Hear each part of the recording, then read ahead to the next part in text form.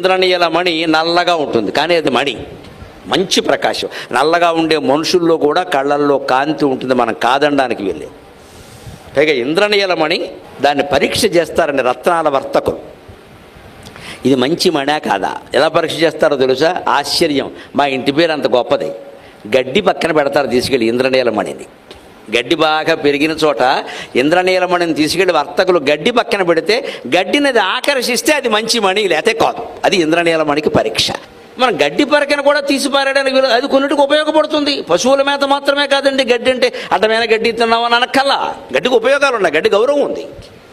ఒక మణిని పరీక్ష చేయడానికి గడ్డికి ఉపయోగపడుతుంది. అది సరైన మణా కాదా అంటే ఇక్కడ కుదరదండి, ఏదైనా లాన్ ఉందా అంటాడు. పచ్చగడ్డి బాగా పెరగాలి, ఊరికే ఏదో తెచ్చిపెట్టి వేసిన లాన్ కాదు, సహజంగా పెరగాలి.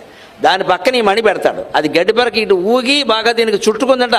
ఇది నెంబర్ 1 మణి అండి, ₹1,00,000 అంటాడు. దానికి పరీక్ష అది. ఇంద్రనీల మణి అంటారు దాన్ని. ఇంద్రుడు దాన్ని ధరిస్తాడు.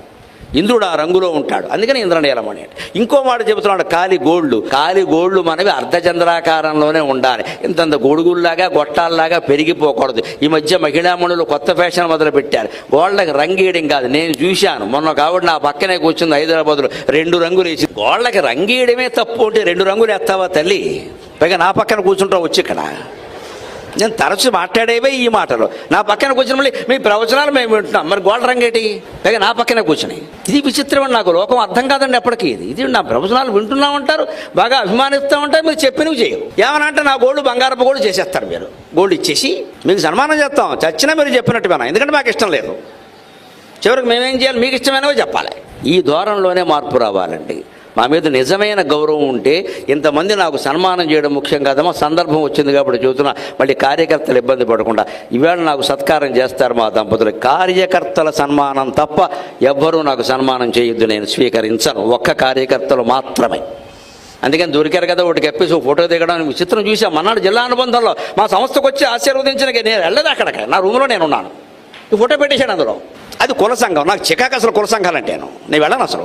నేను పిలిస్తే వెళ్ళండి. ఏ కులం పేరు మీద నన్ను పిలవకుండా దయచేసి. మనుషులందరూ కలిసి సమావేశం పెట్టుకుంటే పిలవండమ్మా. అన్ని కులాలు కుల సంఘాలు రద్దు అయితేనే ప్రపంచం బాగుంటుంది. నా పేక తీసేసినా సరే ఈ మాట మాట్లాడతా. కుల సంఘాలు ఉన్నంత వరకు ప్రపంచం బాగుంటుంది.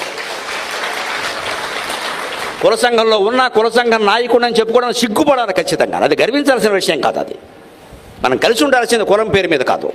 కుల సంఘాలు మానం. కార్తీక మాసంలో కూడా కులంతోనే భోజనం చేస్తాం. మనం దేశం బాగుండాలి. ఎందుకు బాగుంటుందండి?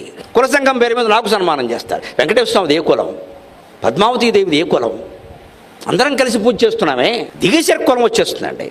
సన్మానాలు చేసేయడం, మన్నాడు పెట్టేసేయడం, మా దగ్గరికి వచ్చేసారు అని చెప్పి అబద్ధం నేను రాలేదు, ఈ ఫోటో పెట్టేశారు. ఎంత మాయ, ఎంత మోసం. ఇవన్నీ కలిగేనమ్మా. చాలా బాధపడి 2 ఏళ్ల క్రితం నేను మానేస్తున్నానని ప్రకటించా. ఉన్నట్టుండి చాలా రగిలిపోయాను నేను. మీకేం తెలుసు? ఆ ఇల్లాలకి తెలుసు. కన్నీళ్లు తోడింది ఆవిడ, బకెట్లతో తోడింది కన్నీళ్లు. ఎందుకంటే ఏడుస్తున్నారని ఆవిడకి తెలుసు ఎంత బాధపడ్డాను. ఎందుకు ఆ నిర్ణయం ప్రకటించాను? నాకేం ఓపిక తగ్గిపోయి ప్రకటించలేదమ్మా. 62 ఏళ్ళు నా వయసు. నాకు బీపీ లేదు, షుగర్ లేదు, జ్వరం వచ్చి 8 ఏళ్ళు అయింది. ఏ రోగానికి నా దగ్గరికి వచ్చే ధైర్యం లేదు. 100 ఏళ్ళు ప్రవచనాలు చెప్పగలను నేను, 100 ఏళ్ళు చెప్పగలను. ఎందుకు బాధ కలిగింది అంటే ఎందుకు వచ్చింది? కార్యకర్తలే కులం విడిచిపెట్టరు, గూడు పుఠాణీలు విడిచిపెట్టరు. ఎందుకు ఈ కార్యక్రమాలు పనిలేక? కంఠశోష తప్ప. ఎంతకంటే హాయిగా ఇంట్లో కూర్చొని ఆ జపం ఏదో నేనే చేసుకుంటే భగవంతుడు నాకు సాక్షాత్కరిస్తాడు కదా. కానీ లోపల ఆవేదన ఏమిటి అంటే మనుషులు మారరేమిటి ఎన్ని చెబుతున్నా అదే ధోరణి. పైగా మమ్మల్ని కూడా బలి చేసేయడం దానికి. మీరు రావాల్సిందేనంటే మా ఓళ్ళంతా మిమ్మల్ని రమ్మడం. ఇంకో విషయం చెబుతానంటే మొహమాటం లేకుండా మారాల్సిందే ప్రపంచం ఖచ్చితంగా.